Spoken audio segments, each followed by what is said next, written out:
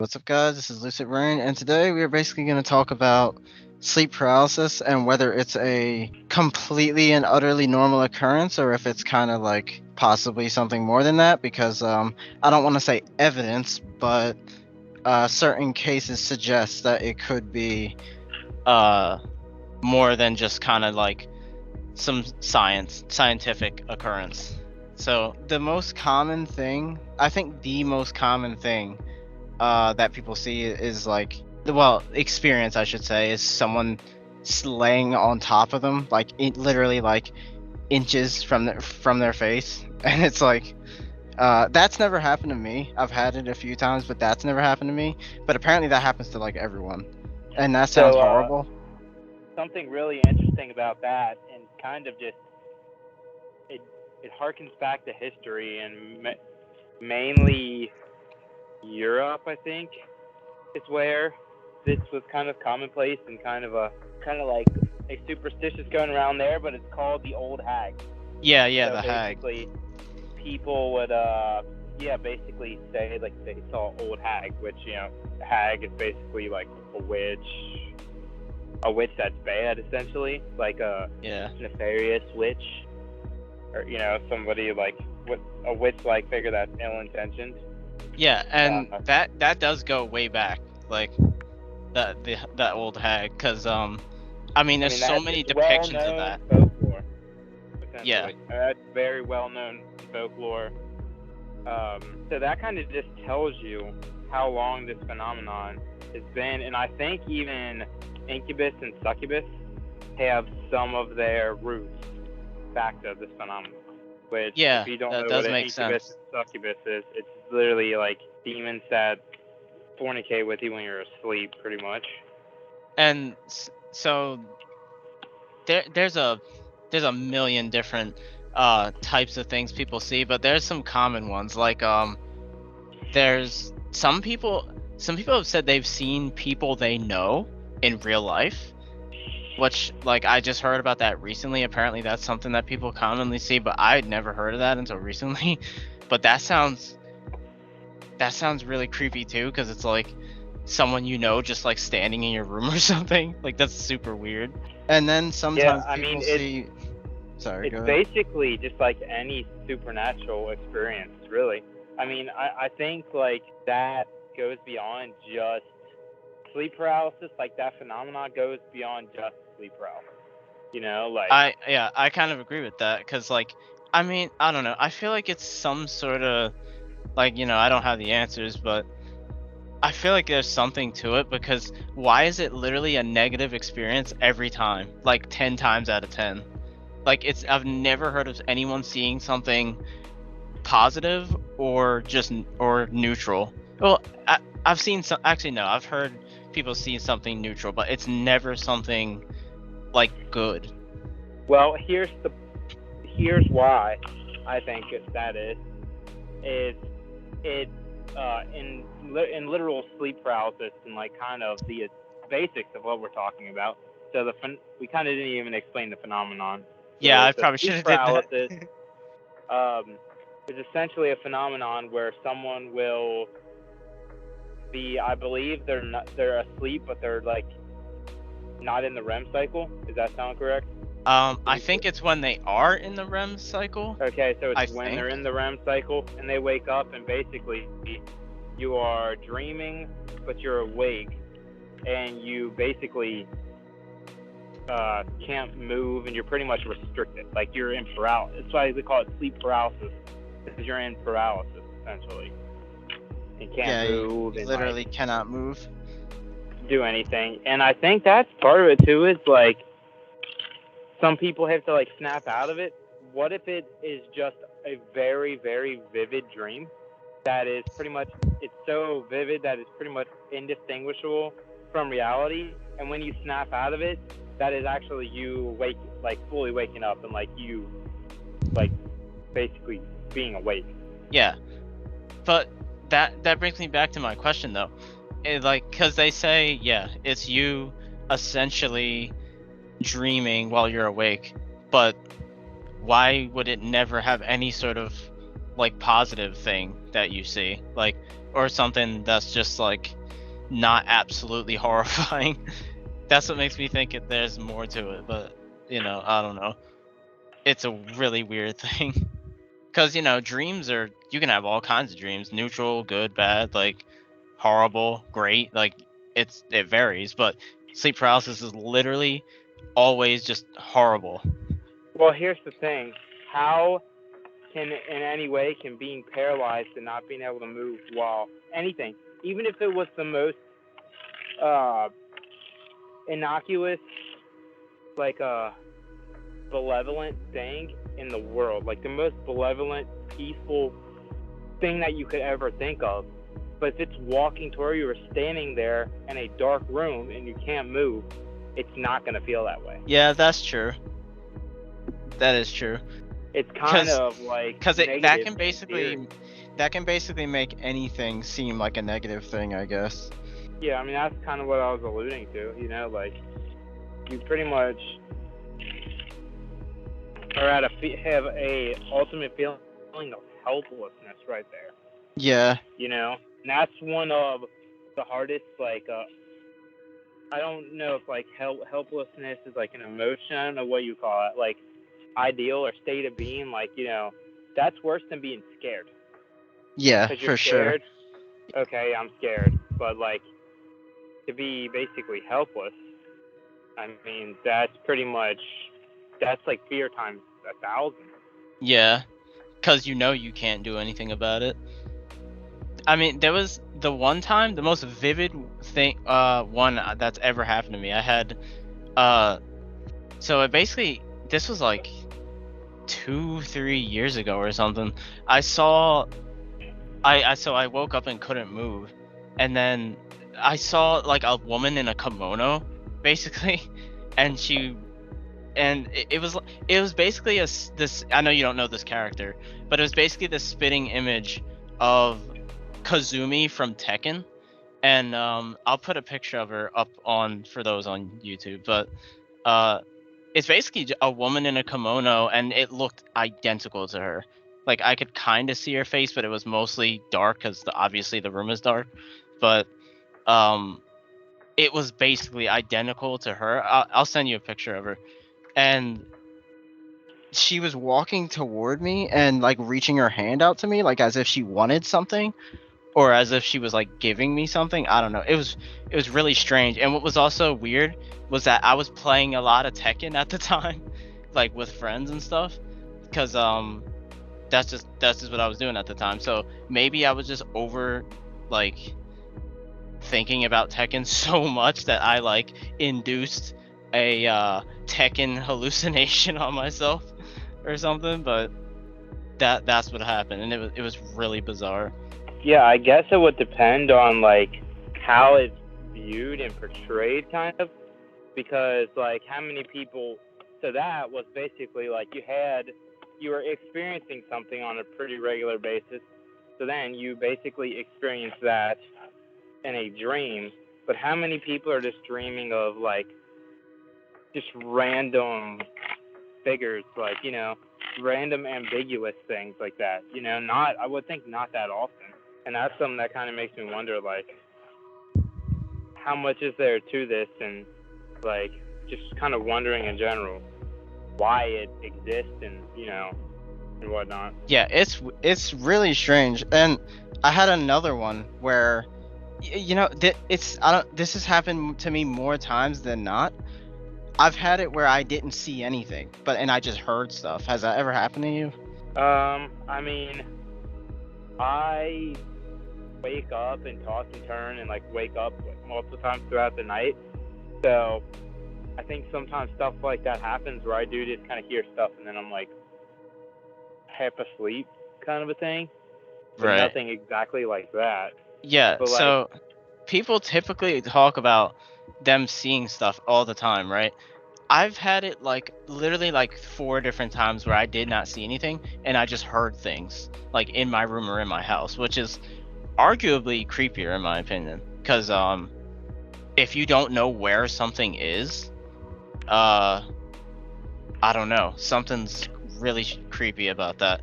Cause there was the one time I vividly remember, I just heard, I was like, I woke up, couldn't move, and I just heard this super loud stomping, super loud, fast stomping up my stairs. Cause like my room is upstairs, and the staircase is literally directly under it, so I can kind of hear when people go up and down. And I heard it sounded like a giant walking up my stairs, like, and it was super fast and super loud, and it was like it got closer and closer to my room. And then I think I just like, I guess I actually woke up. I'm not sure. It just kind of ended. So that was like, and most of the time it happens if that's how it is. Like I don't even see anything. I guess I should be thankful for that. I don't know. I don't know. I mean, I guess that kind of how we answer that question or come about thinking of theories is what we define sleep paralysis. Is it a scientifically explained thing that has to do with, like... Supposedly it is scientifically explained, but there's like... auditory hallucinations, visual hallucinations that are kind of caused by the brain and being disturbed in the sleep cycle, or is it part of that, part supernatural, or all supernatural? If it was all supernatural, it would probably be more concerning, Yeah, well, listen to this. Both, I think that would be kind of like that. I think that would explain more because some of it is. Yeah, I think that would make sense if it was both. But there's a few stories I want to get into. So there was a man who he randomly started having sleep paralysis, and he was saying it was different from just his normal sleep paralysis. He was like, I've had nightmares and I've had sleep paralysis, but what I've been having the past few days is different, right? And he stayed up. He didn't want to go to sleep so badly that he stayed up for like 7 days straight, which is not healthy at all. Like, I'm pretty sure that can nearly kill you or something if you stay up for too long. But anyway, he stayed up for that long, and he told the doctor about this. They gave him sleeping pills, which he took, but also didn't go to sleep anyway. And he kept telling people, I don't want to sleep. This is different, and I feel like I'm in danger when I sleep. So he finally falls asleep. Like he's with his family, and he falls asleep like on the couch. They literally carried him up to his bed and put him in the bed, and then everyone went to sleep, right? They woke up the next morning and he was dead. Like he just was completely dead, and he died at some point during the night. And the autopsy showed no sign of a heart attack or anything. There was no cause of death. He just died. So, and he was saying for weeks, like, I don't want to sleep. I'm not safe. And suddenly he goes to sleep and he dies. I didn't get this man's name. I didn't hear the man's name where I heard this, but that sounds more like a creepypasta than it does reality, to be honest with you. Supposedly it happened. And there's more stories like that. There was I guess that would also, like, so many variables take that serious though, or kind of deep answer, because like if somebody has serious drug use and has a bunch of mental ailments, and then add on the drug use, that could be something that basically, might add to a sensation like that and kind of just make someone basically scare themselves to death because they have so much anxiety and so much nervousness towards something. Yeah. And they basically bake themselves, Yeah. There's I'm not saying that's what it is. I'm just saying, like, no, it could yeah. be, obviously we don't know the guy, but yeah. I'm just playing devil's advocate to that a little bit. Yeah. Yeah, I mean, it could be a myriad of things.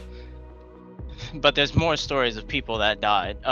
So I got this from a Shrouded Hand video. If you don't know who Shrouded Hand is, he's basically a horror YouTuber. And I'm not going to sit here and steal his whole video, I promise. I'm just going to quickly mention something he mentioned. There was a situation, I guess I'll call it, that inspired Nightmare on Elm Street, basically. it was. So there was a war. I don't remember what war this was. It's kind of irrelevant. And there was a bunch of refugees. And they started. I mean, obviously, you know, a war refugee is gonna have probably gonna have nightmares, right? They've been in some been through some horrible shit. So they started all having sleep paralysis. Like all the refugees, not all the refugees actually, mostly men. All the men were having it happen like all the time, and they started talking about it. And then a few weeks go by, and they started dying like one by one. And these people that were dying were the same people that were saying they were seeing this sleep demon. I don't remember what it was called. You'd have to watch the video, but yeah, they started dying, and they were saying maybe they were dying because they were exposed to nerve gas, which some of them were, but that doesn't explain why it would only be men, right? Yeah, a bunch of men kept dying after supposedly seeing this sleep demon. And this was like 100 plus people that died from this, and they couldn't find their. I mean, this was before science was that advanced, so they probably, you know, you could argue it was something they didn't really know, but the doctors back then didn't know what the cause was. So that, you know, it's one of those situations again where it kind of feels like these people were just like taken away by the sleep demon or something. That kind of reminds me of a case. This also comes from a different YouTuber that most people probably heard of. I think we cited him before, Mr. Ballin. He had a video that was about a village in Africa, and I think everyone heard basically a loud pop, and a guy wakes up, and he was dazed and confused, and didn't know who he was, didn't know where he was, and just found a bunch of people dead, and then was just walking around, going to different villages until he eventually could remember his name and kind of figure out stuff. And it turned out to be like a deposit that was in the river that was nearby that got exposed to air and hit a chemical reaction and exploded and smoked. And I think it was some sort of gas that basically just killed a bunch of people. Yeah, I saw that. That was insane. It might have been carbon dioxide or something like that. Yeah, I think it was. Carbon dioxide poisoning. Pretty sure it was carbon dioxide. Yeah, carbon monoxide or something. Yeah, something like that. Which, I mean, it doesn't have that much to do with that. Just reminded me a lot. Like that could be it. I was just kind of saying that to give like an example that it very well could have been like nerve gas or something. Cause yeah. Especially back then when they back then they didn't really understand all the scientific stuff we do now, so like medical terms and stuff like that. So it could have been just something like that they just couldn't get a hold of at the time. But it is very strange that it was only men, and it was always after they said they've seen things in their sleep. Yeah, I mean, damn, this sucks to talk about before going to sleep. Yeah, I guess it kind of does.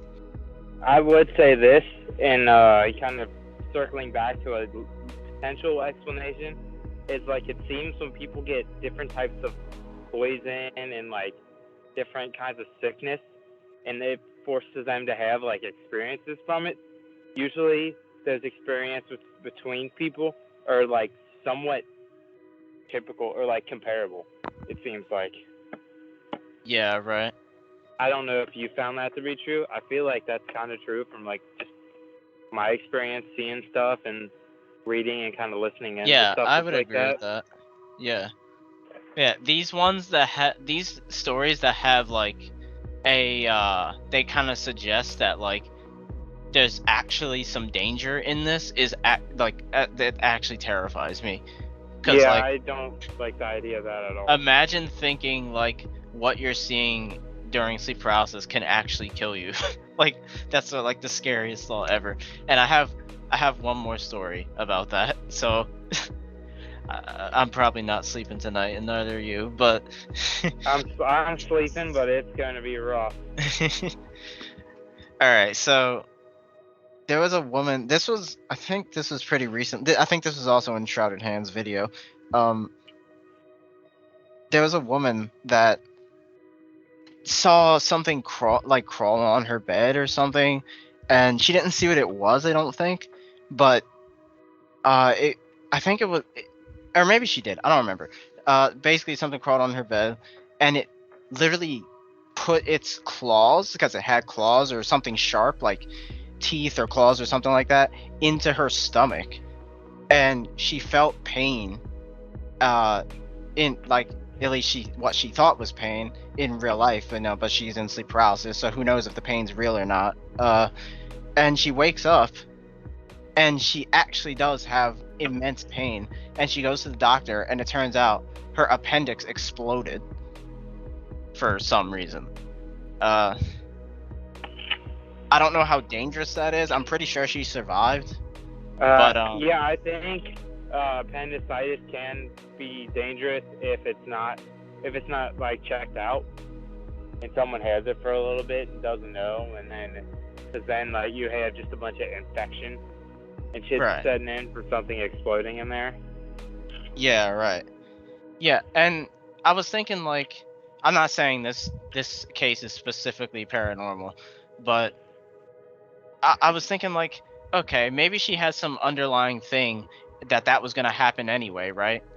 But it's just weird how she sees that the night before it happens. Well, you know what? Here's what I would maybe argue is maybe she was feeling that pain from having her appendix burst, and basically then had the hallucination. Her subconscious basically used that as a way to like wake her up. Like, yeah, right. You have some serious problems. Because if you think about it from like a survival aspect, maybe the reason we have nightmares is basically our brain keeping us alert and our body kind of sensing when we're in a dangerous situation, and that basically being a mechanism to wake the body up.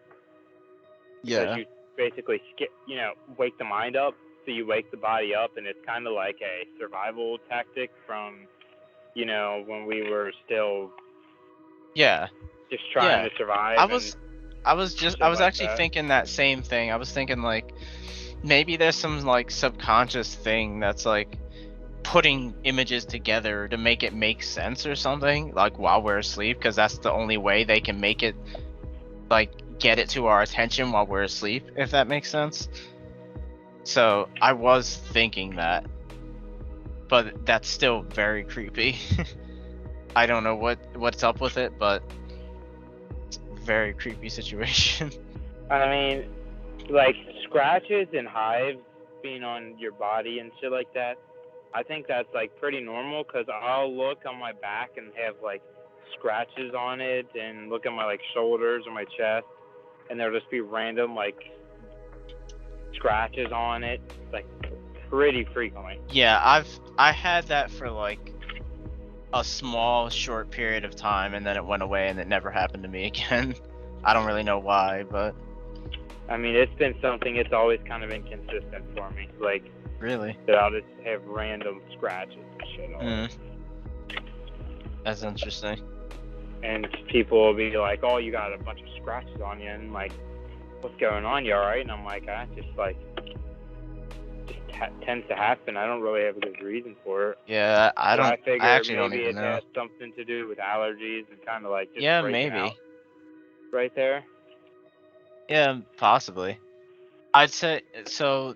The most common thing, well, maybe second place to the hag that people see is the Hat Man shadow person. Have you heard about that? I'm sure you have. Yeah, I have. Yeah, so that is, people see that. That's not even just a sleep paralysis thing. People see that just in, broad daylight, just in their houses and out and about. Like, people see that wherever. It's not just like during that situation, but I've had people I've known tell me they've seen that entity before. So I think it is a really common thing. Yeah, and it kind of ties into Men in Black in a way too, which is something we talked about, and I don't know if we touched on that when we The talked Hat about Man? it. No, we didn't.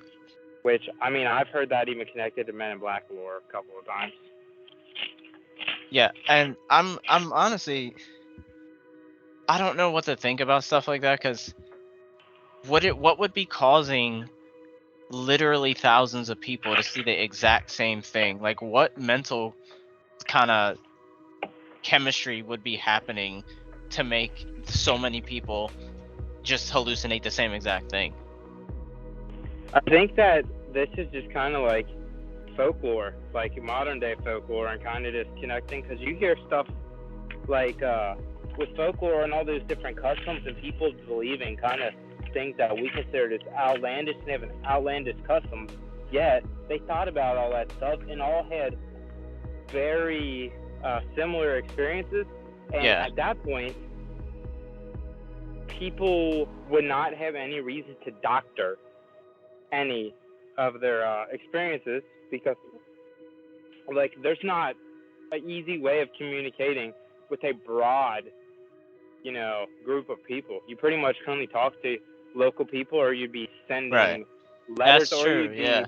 publishing your stuff. And majority of things in folklore are folklore because not that many people could read and write. Right. You know? Yeah, so it makes even So a less lot of sense that- that they would see these people would have very similar experiences when they don't interact with each other. Yeah, exactly. Like have very So what is up with limited that? Like, experience being around one another because they're from very different areas typically, and yeah, kind similar of boggles my mind, to be honest. cultures, but at the same time not that similar, because you know at that point you could be 3 miles down the road and be in basically like a whole different country that has entire different way of speaking, sounding, living, pretty much eat different, Yeah. Completely talk different life. you know, and then have very similar folklore and basically myths and legends and talk about things similar to this. So sounds like it's innately human, you know. Yeah, I don't know. I don't know what it is. I mean, that's why I lean more towards these things being actual entities, because I mean, the idea of it being the exact same hallucination for everyone is, I feel like that's a smaller chance of that than it being a real entity, in my opinion. I don't know. I think it's probably both, you know. It could, yeah, that's very true. It could be both. Honestly, at least that's kind of how I would view it, because like we kind of alluded to earlier, it seems like when people have like, so like let's use DMT for instance, people that do DMT trips typically see a lot of the same thing, and it'll be multiple different entities, but you have like millions of reports, Clockwork Elves, and the Jester, and you know just different things on the astral plane, and you know you could argue that's like, you know, it's hard to argue what that is. Is that something in the subconscious? I don't know. Is that something that you're having a, you know, astral projection? You know, like that's kind of hard to tell. And honestly, I think we're kind of limited in our science at the moment, and that could very well be scientific, but just at a that's true. I mean, so much more like an absurdly more complex scale than we can understand currently. Yeah, that could be what it is. I mean, it could be something so far beyond us right now that we just don't get it. Or it could be an actual entity. I mean, who knows? What's the difference between the paranormal, supernatural, you know, whatever you want to call it, spiritual? What is the big difference between that and science, when most of the shit in the spiritual stuff is entirely nature-based? And nature is just fucking science. Oh, like, science is just basically studying nature. You know? Yeah. So, and it seems like the more metaphysical we get, like when we start talking about quantum entanglement and just quantum physics and chaos, anti-chaos shit, black matter, dark matter, antimatter, and basically stuff that we start understanding, different dimensions, parallel universes, all these things are rooted in science, but they are being talked about in the spiritual aspect way before we kind of started on that scientific journey. Yeah. For thousands and thousands of years. That's how everything kind of starts. Anything. I mean, like, alchemy is a good example of that. I mean, look, alchemy is pretty much the precursor to modern medicine. Yeah, exactly. And alchemy was 90% spiritualism and kind of Kabbalah and Hermeticism, and a lot of Hermetics and shit are in that. And that shit's like magic, folklore, supernatural nowadays. But it was the science at the time, and it basically laid the groundwork to what we know as medical science. So basically, I'm saying a lot of science is rooted in spiritualism and, kind of occult shit, Yeah. So, like, I don't know. I guess I'm giving myself more questions than any answers here. Yeah, I mean, I don't know, cause like some of this stuff is not just like creepypastas. Like people actually do, like, see this shit. So I don't know. It really is leaving you with so many questions. I believe the Hat Man had a movie. It was probably a very low budget movie, but I believe it got a movie. It was probably horrible, but my point is, it made that much of a dent on, I guess you could say, humanity and society, that literally made a movie about it. Stephen King wrote that novel Boogeyman, I guess, and they're making that a movie now. Yeah, right. Boogeyman is basically a figure that is underneath your fucking bed, which, like, I think the reason why stuff like that is still scary even when you become an adult, because you never get rid of that little fear in the back of your head. Right, yeah. What if something's under my bed? Yeah. I mean, think of how common of a trope that is in horror. Yeah, it is. I mean, it's in more movies than you can count. If there's a bedroom, if people are in a bedroom in a movie, they're somewhere dark, typically in a bedroom, which is a closet. Yeah, right? Exactly.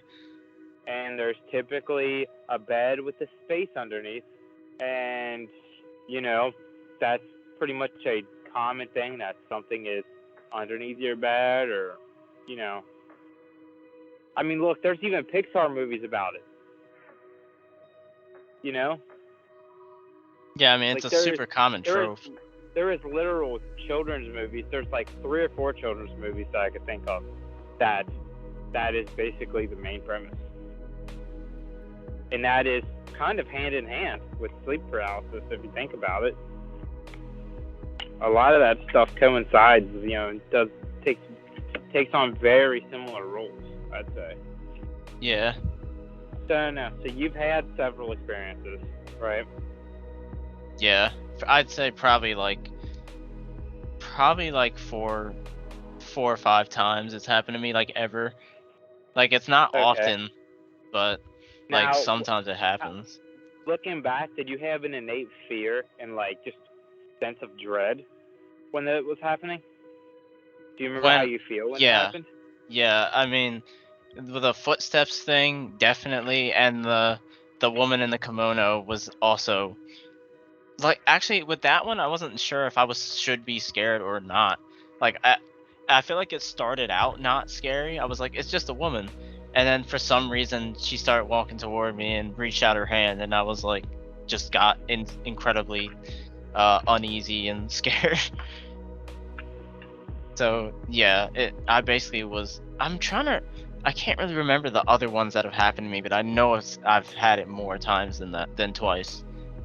But basically those 2 times were just pretty terrifying. Maybe you're supposed to, not supposed to, but maybe being scared, like the fear, is like a primal thing. And what I mean by that is, like, maybe no matter what you see, you're gonna be scared in that situation. Like, I mean, you were kind of saying that earlier. That's but pretty much what I was alluding to earlier. Like, yeah, there's, like if maybe you think about it in a survival aspect, the most vulnerable you are is when you are asleep. So it's natural that your body would have defense mechanisms for trying to wake you up or keep you on your toes. Because, you know, I don't want to debate history and hunter-gatherer shit, and like, you know, we don't entirely know our own history, and we can't seem to get our facts straight. But let's say when we were hunter-gatherers and very primitive and kind of just living from here and there, you know, you're nomadic. So if you're in a jungle or savanna environment with large predators around you that could easily kill you, right? And you're nomadic, so you're basically traveling and taking shelter somewhere. Who knows if it's been 3 nights you're in somewhere. You don't really know the layout of it yet. Maybe you only stay somewhere months at a time and move somewhere else.